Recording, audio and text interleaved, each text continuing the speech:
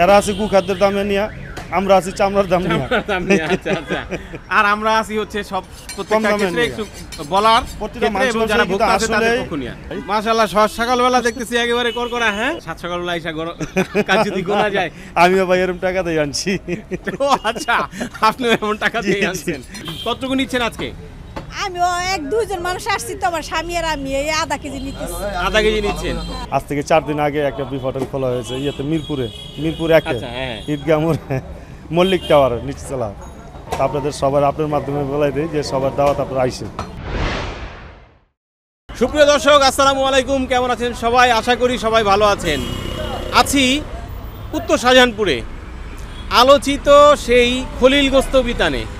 খলিল ভাইয়ের এই মাংসের দোকানে আসলাম। আসলে মাংসের দাম যখন একটু একটু করে বাড়া শুরু করেছে ঢাকা শহরের অনেক দোকানেই, এবং হাটগুলোতেও গরুর দাম আমরা দেখতে পাচ্ছি একটু একটু করে বাড়া শুরু করেছে, সেই অবস্থায় খলিল গোস্ত বিতানে মাংসের দাম বাড়লো কিনা বা কত টাকা বিক্রি হচ্ছে, এবং মহিষের মাংস এখনও পাওয়া যাচ্ছে কিনা প্রতিদিন, সেটাও একটু জানার চেষ্টা করব। কথা বলবো খলিল ভাইয়ের সাথে। তার আগে একটু জানি ভাই, মহিষ তো আজকে আর পাওয়া গেল না, আগেই ফালাই দিচ্ছেন। হ্যাঁ, আগেই ফালাই, আপনি আগে আলি পাইতেন।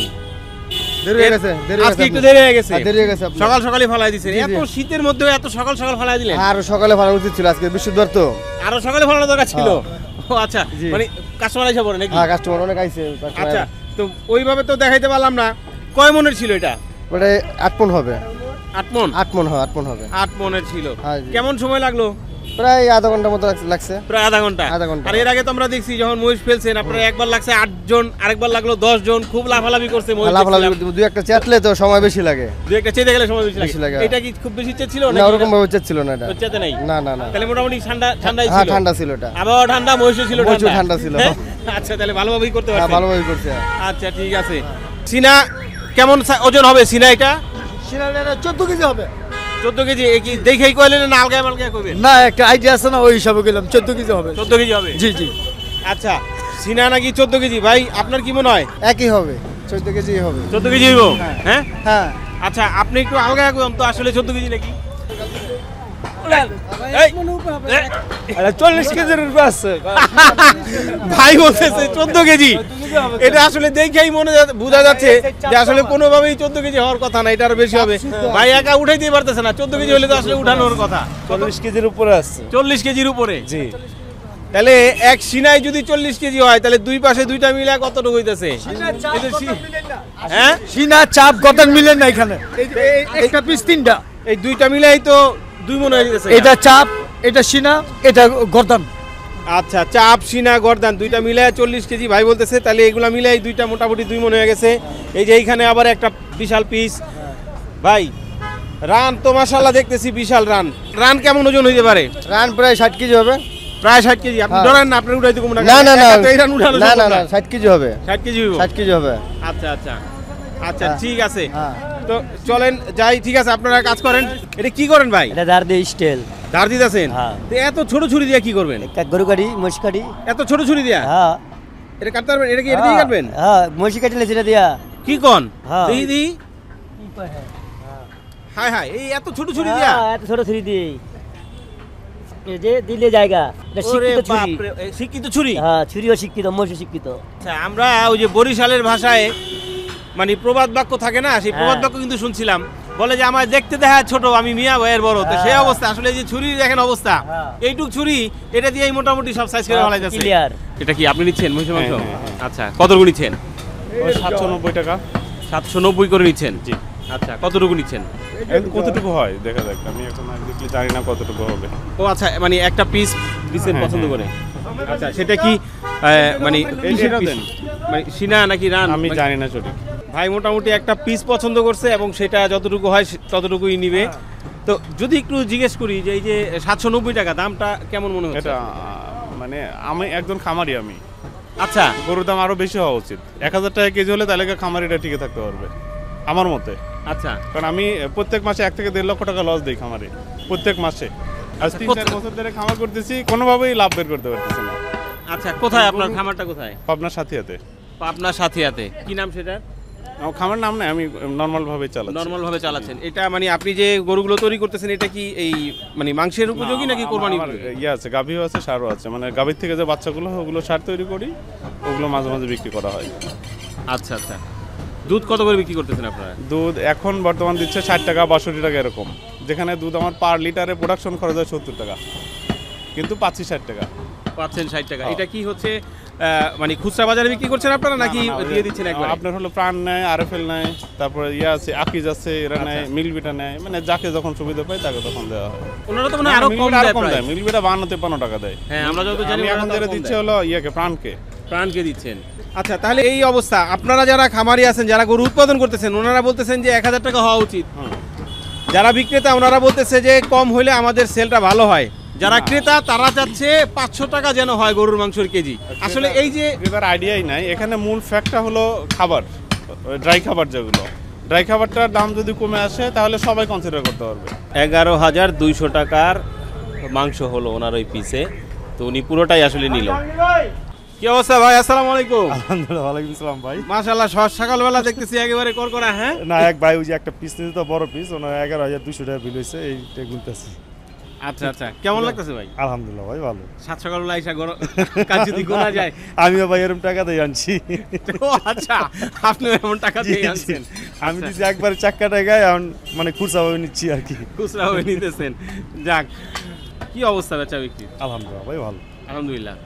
বিষয়টা হলো যে হাটে গরুর দাম আস্তে আস্তে বাড়তেছে শুনলাম। মাঝে মধ্যে যাওয়ার চেষ্টা করি আমরাও হাটে। মাংসের দোকানগুলিতেও দেখলাম যে একটু একটু করে আবার মাংসের দোকানগুলিতেও দাম বাড়ছে অন্য অন্য জায়গায়, ঢাকা শহরের আশেপাশে যেই দোকানগুলি আছে। আপনার দোকানের কি অবস্থা? আপনার দোকানের দাম তো দেখতেছি সে আগের দামই আছে মনে হয়। হ্যাঁ, আগের দামই আছে, 790 টাকা আছে। 790 টাকা। আর গরু 750। 750ই তো বেচতেন? হ্যাঁ, 750 2 সপ্তাহ ধরে। তো মোটামুটি গরু মহিষ সেই আগের দামই বেচতেছেন? হ্যাঁ ভাই, আগের দামে বেচতেছি। আচ্ছা, তো আপনার বিফ হোটেলের কি অবস্থা? বিফ হোটেল আলহামদুলিল্লাহ খুব ভালো আছে। আপনারা তো জানেন মনে হয় যে এই যে আজ থেকে 4 দিন আগে একটা বিফ হোটেল খোলা হয়েছে ইয়েতে মিরপুরে 1 ঈদগাহ মোড় মল্লিক টাওয়ার নিচতলা। ওটা আলহামদুলিল্লাহ অনেক বড়, বিশাল বড়। তালার মতো আপনাদের তো ভালো, যে 4 দিনের রেজাল্ট খুব ভালো এবং খাবারের মানটাও ভালো। আপনাদের সবার আপনার মাধ্যমে বলাই দিই যে সবার দাওয়াত আপনারা আইসেন। আচ্ছা, মোটামুটি সবাই দাওয়াত থাকলো। আসলে আমরা ইনশাল্লাহ আল্লাহ যদি চাই তো একটা দিন আমরা সেই মিরপুরের বিফ হোটেলের কাভারেজ দেওয়ার চেষ্টা করবো। আসলে কেমন আয়োজন হইলো, সেখানে কীরকম বেচা বিক্রি চলতেছে আমরা দেখছি। এর আগে বনশ্রীতে যে ব্রাঞ্চটা ছিল মাশাআল্লাহ একেবারে মানে উপচে পড়া ভিড়, এবং শুরুর দিকে যেটা হচ্ছিল একেবারে হিমশিম খেয়ে গেছিল। হ্যাঁ, অনেক হিমশিম খেয়ে। যাই হোক, মিরপুরটা তো আলার মতো বিশাল বড় জায়গা, তো এটা তো অনেক বড়। হ্যাঁ, একটু গোছানোভাবে হয়েছে। তারপর আল্লাহর মতো আপনারা ওদের যেহেতু নতুন ব্যবসা, আল্লাহর মতো ঠিক হয়। 20 তারিখ উদ্বোধন হয়েছে, আজকে 23 তারিখ, মানে আজকে 3 দিন। তো দোয়া করবেন আল্লাহর মতো যে ওরা আগায় যেতে পারে এবং ভালো মানের খাবার আপনাদেরকে দিতে পারে। আচ্ছা, ঠিক আছে। আমাদের দর্শকদেরকে আমরা দাওয়াত দিয়ে রাখতেছি সেই মিরপুর ব্রাঞ্চের যেই বিফ হোটেল, সেই বিফ হোটেলের ভিডিও চিত্র আশা করি আপনারা কিছুদিনের মধ্যে হয়তো পাবেন। মাংস কিনতেছেন? এটা যে একটা ভাইরাল দোকান, এটা কি জানতেন না? তো না, সেটা জানি না। সেটা জানেন? এই দোকানের মালিককে সেটা জানেন? তাও জানি না। তাও জানেন না? আচ্ছা, বাসা কোথায়? এই যে এখানে মসজিদের কাছে নিছি। মসজিদের কাছেই নতুন বাসা নিছেন? নতুন বাসা নিছি। নতুন আসছেন? আচ্ছা আচ্ছা। কারণ এই মাংসের দোকান আসলে শুধু ঢাকা শহর না, সারা বাংলাদেশের মানুষই চিনে। খলিল গোস্ত বিতান, হ্যাঁ, ভাইরাল একটা দোকান আসলে। এবং এই মাংসের দোকানের মাংস নাকি অনেক স্বাদ হয়। তো আসলে যাই হোক, আপনি তো এর আগে নেন নাই, আজকেই নিতেছেন। নেওয়ার পর হয়তো বোঝা যাবে। খেয়ে যদি স্বাদ পান তাহলে তো মনে মনে বলবেন যে ভালো একটা জায়গায় আসছি, মাঝে মধ্যে এসে তাহলে মাংস নেওয়া যাবে কাছাকাছি, তাই না? কতটুকু নিচ্ছেন আজকে? আমিও 1-2 জন মানুষ আসছি তো, আমার স্বামী আর আমি এই আধা কেজি নিতেছি। আধা কেজি নিচ্ছেন? আচ্ছা আচ্ছা, ঠিক আছে ভাই, মাংসটা একটু ভালো করে দিয়েন। জি জি, ভালো দিছি অবশ্যই। তবে ভাই আসলে গরুর দামটা অনেক বেশি, আপনারা জানেন যে আসলে ঢাকা শহরে সব জায়গায় আপনার দাম বাড়াইতেছে। তো আমি কিন্তু আগের দামই রাখছি। তবে একটা জিনিস যে আপনারা দেখেন, আজকে 2 বছর আগে কিন্তু 800 টাকা কেজি ছিল, আজকে কিন্তু আপনারা এখন 800 টাকা কেজি হয় নাই মাংস। তা দেখেন আপনি আজকে 2 বছরে কিন্তু সব জিনিসের দাম কতটা বাড়ছে, এটা আপনারা নিজেরাও জানেন। আজকে কিন্তু আপনার গরু মাংস খাইতেন 1000 টাকা কেজি। আপনারা জানেন যে প্রতিটা গৃহস্থে কিন্তু আমাদের অনেক মন্তব্য করে যে ওনারা দাম ভালো পায় না। আসলে খাদ্যর দামটাও বেশি। আরেকটা ব্যাপার হলো যে দেখেন আপনি চামড়ার ব্যাপারটা, আসলে আমরা মাংস ব্যবসায়ীরা জানেন যে আমরা একটু শিক্ষার হারটা আমাদের কম, প্রতিটা মাংস ব্যবসায়ী। কিছু কিছু মাংস ব্যবসায়ী আছে যে শিক্ষার হারটা বেশি। তো দেখেন আমরা কিন্তু এগুলোর সব মানে চামড়ার ব্যাপারটা এগুলো কিছুই বুঝি না। আপনি দেখেন চামড়াটা যদি আপনার আমাদের যে নেভিবুলুর যে এটা কিন্তু লাইসেন্সটা বন্ধ করে রাখছে। এইটা বন্ধ করাতেই কিন্তু আমাদের চামড়া আমরা সিন্ডিকেট করে চামড়াওয়ালারা মনে করেন এই দামটা কমায় রাখছে। আসলে চামড়ার দামটা কিন্তু এতটা কম না যে ভাই এটা তো আপনাকে বেড়াইতের কিছু লোকজনই নাকি এটার সাথে সম্পৃক্ত। আসলে হয়তো নাও জানতে আসলে পারি। শুধু বেড়াইত না, যারা চামড়ার ব্যবসায়ীর সাথে এটা আপনি যেহেতু আপনি বেড়াইদের ব্যাপারটা বলছেন, আসলে বেড়াইত তো আমার দেশ। এখন বেড়াইদের সকলে তার চামড়া ব্যবসা করে না। আচ্ছা হাতে গোনা হয়তো 2, 4, 5, 7 জন করে, এই জন্য তো বেড়াইদের দোষ না। কি বাবা মাংস কাটা দেখছো নাকি? হ্যাঁ মাংস নেয়ার জন্য নাকি নেওয়ার জন্য? নেয়ার জন্য। জি। আচ্ছা কিসের মাংস এটা? মহিষের মাংস। মহিষের মাংস। আচ্ছা জেনেই নিচ্ছ? জি। কত করে নিচ্ছ? 790 টাকা কেজি। তো 790 টাকা নেওয়া হয়েছে। এখান থেকে এর আগে কখনো মাংস নিছো? মানে গরু গোস্ত নিচ্ছি, তবে মহিষের মাংস প্রথম নিতেছি। মহিষের মাংস প্রথম নিচ্ছ। স্কুলে যাচ্ছ নাকি? এখন কোচিংয়ে যাব, কোচিং থেকে তারপর স্কুলে যাব। কোচিং থেকে স্কুলে যাব। তো এই একাই আসছো মাংস নেওয়ার জন্য? না, আম্মু আসছে। আম্মু আসছে। আচ্ছা আচ্ছা। তো এই যে মহিষের মাংস খাওয়ার সিদ্ধান্ত কার, তোমার নাকি বাসার? আমাদের সবারই পছন্দ। দেখে বোঝা যাচ্ছে যে এটা মহিষের মাংস? জি। হ্যাঁ জি। কিভাবে বুঝতেছো বলো তো? মহিষের মাংস একটু বেশি লাল হয় গরুর মাংসের তুলনায়। গরুর মাংসের তুলনায় একটু লাল হয়। হ্যাঁ। আচ্ছা। আর আজকে এর আগে খাওয়া হয়েছে কখনো মহিষের মাংস? হ্যাঁ, খাওয়া হয়েছে। খাওয়া হয়েছে। জি। যদি জিজ্ঞেস করি আসলে দুইটা গরু এবং মহিষের মাংসের মধ্যে স্বাদের কথা, কোনটা আসলে বেশি স্বাদ লাগে? মহিষের মাংসটা বেশি স্বাদ লাগে। মহিষের মাংসটাই। জি। যারা মাংস বিক্রি করতেছে ওনারা এখন বলতেছে যে একটু একটু করে গরুর দামটা বেড়ে যাচ্ছে, যার কারণে আসলে মাংসের দামও আমাদেরকে বাড়ায় দিতে হচ্ছে। তো জিজ্ঞেস করলাম যে আসলে গরুর দাম কেন বাড়তেছে। ওনারা বলতে চাচ্ছে যে আসলে খামারিরা এখন হচ্ছে গরু সংগ্রহ করতেছে, কারণ সামনে কোরবানির জন্য তারা মজুত করছে। এটাই মূল পয়েন্ট। আসলে কি বিষয়টা তাই? এটাই মূল পয়েন্ট। শুধুমাত্র ড্রাই খাবারটাই কষ্ট দিচ্ছে সবাইকে। ড্রাই খাবারের দাম যখন কমে আসবে, একটা সময় 20 টাকা কেজি ছিল খাবার, এখন 50 টাকা কেজি, তার মানে পার কেজিতে বাড়ছিল 30 টাকা। তাহলে কিভাবে খামারি পোষাবে? কোনোভাবেই পোষানো সম্ভব না। আচ্ছা, তাহলে মানে বলতে চাচ্ছেন যে শুধুমাত্র গোখাদ্যের দামটা যদি কমানো যায় সেক্ষেত্রে সব মানে গরুর মাংস কমে খাওয়া যাবে? কমে খাওয়া যাবে, অবশ্যই কমে খাওয়া যাবে। এর পাশাপাশি আসলে যে গরুর চামড়ার যে ব্যাপারটা আছে এটাও বোধহয় আসলে একটা ফ্যাক্ট করে। একেবারে বাজে একটা ব্যাপার। আমার বয়সে চামড়া বিক্রি করছি 3000 টাকা পিস, আর এখন চামড়া 250 টাকা 300 টাকা পিস বিক্রি করতে হয়। যেটা এক জোড়া চামড়া, একটা চামড়া দিয়ে জুতা হয় 40 জোড়া, একটা জুতা কিনি 10,000 টাকা দিয়ে, আর চামড়া বিক্রি করলে 300 টাকা। তাহলে এটা কোনো হারামি না? এগুলো একটা কৃষকের মেরে ফেলানো না, একটা খামারি তো এখানেই শেষ হয়ে যায়। কি মনে হয় আসলে কেন চামড়ার বাজারটা এই অবস্থা? এটা হলো মানে অনভিজ্ঞ লোক এবং মূর্খ লোকের দায়িত্বে আছে এই জিনিসগুলো, যারা এই জিনিস সম্পর্কে আইডিয়াই নাই ওদের, যেটা কিভাবে হয়, কত টাকা খরচ হয়, কিভাবে বিক্রি করতে হয়, ওই জিনিস সম্পর্কে জানেই না। ওরা শুধু জানে হলো মানুষকে কষ্ট দেওয়া, মানুষের টাকা আত্মসাৎ করা, এছাড়া আর কিছুই জানে না ওরা। দেখেন আজকে এই বিগত যারা সিন্ডিকেট করে রাখছে, আপনার সব দিক দিয়ে যদি জনগণ চিন্তা করে আর সরকারও চিন্তা করে যে আসলে চামড়া দামটা এত কম হওয়া উচিত না। কারণ জিনিস 3500 টাকার জিনিস কিভাবে 300 টাকা 250 টাকা নেমে আসে, এবং এক বছর না, বছরকে বছর এই টাকাগুলো কোথায় যাচ্ছে ওনার সরকার ধরলেই পাবে।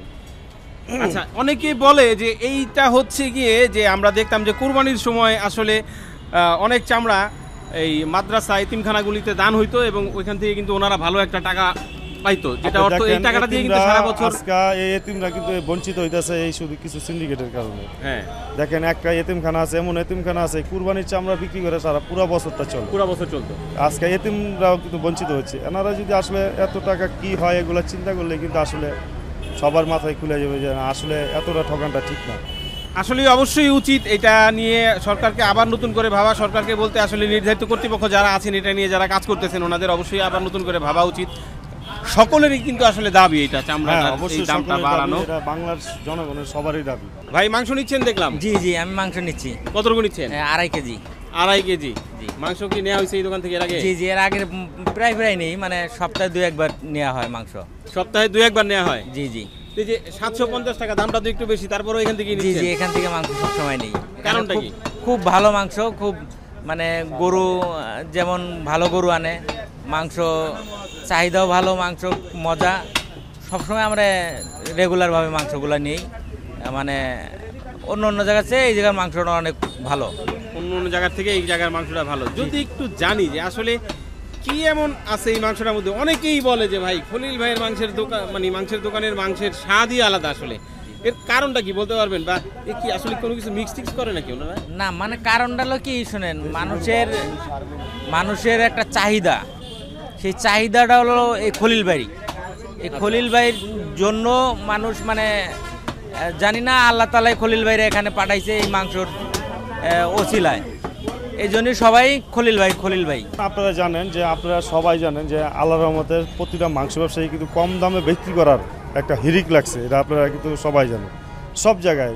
আমরা তো চাই ভাই সবজির দাম যেরকম কমে গেছে ঠিক ওই রকম আমরাও চাই যে খাইতে পারি। এটা কিন্তু আপনাদের সবচেয়ে ভুল ধারণা। আমরা প্রতিটা মাংস ব্যবসায়ী চাই যে মাংসের দামটা কমলে আমরা বেশি বিক্রি করতে পারি। আমরা একটাই খুশি যে আমাদের গরুর মাংসটা যদি বেশি বিক্রি হয় তাহলে কিন্তু এটা আমরা প্রতিটা মাংস ব্যবসায়ী প্রচুর খুশি হই যে আমরা এক দোকানদার বলে যে আমি 3টা গরু জবাই করছি, 2টা জবাই করছি, মানে একটা খুশি মানে জোয়ার উঠে যায়। আর দামটা যেই চলে যায় এই সময় কিন্তু সব মাংসের মনটা খারাপ হয়ে যায়। কিন্তু আপনারা খুশি হলে কি হবে ভাই, যারা মাংস গরু উৎপাদন করতেছে খামারি ওনারা তো আবার এই জন্যই তো বলছি যে সরকার না, আমরা চাই না মানে খামারিওয়ালার ক্ষতিগ্রস্ত হোক, আমরা চাই খামারিওয়ালারা আরও উন্নত হোক, গু খাদ্যের দামটা কমায় দেয়। গু খাদ্যের দামটা যদি সরকার কমায় দিতে পারে তাহলে খামারিরা কম দামে খাওয়াইতে পারবে এবং আমাদেরকে কম দামে দিতে পারবে। আসলে তো গু খাদ্যের দামটা বেশি, আসলে এটা তো খামারিদেরও কিছু করার থাকে না, গু খাদ্যের দাম বাড়তি কিনা খাওয়াইতে হয় বোবা জানোয়ার। আর আমাদেরও কিছু উপায় থাকে না যে আমাদের ক্রেতারা কম দামে খাওয়াইতে পারলে আমরা খুশি হই। সব কিছু মিলাই আমরা সবাই মিলাই এবং এই যারা খামার এবং মাংস সবাই আমরা একটু সমস্যা আছে যে গু খাদ্যের দামটা, এরা আছে গু খাদ্যের দামে নিয়ে, আমরা আছি চামড়ার দাম নিয়ে। আর আমরা আছি হচ্ছে সব প্রত্যেকটা ক্ষেত্রে একটু বলার প্রতিটা মাংস যারা ভোক্তা আসলে প্রতিটা মাংস ব্যবসায়ী কিন্তু প্রত্যেকটা দোকানে কম দামে বিক্রি করতে চায়, কিন্তু ওই যে কম দামে কিনতে পারে না। আর কম দামে কেমনে গৃহস্থ দিবে? গু খাদ্যের দাম কম না তো। আপনার গু খাদ্যের দামটা কি পরিমাণ বাড়ছে একটু দেখুন, এটা কেন বাড়ছে, কিভাবে বাড়তেছে, এইগুলো খেয়াল করলেই হয়ে যায়।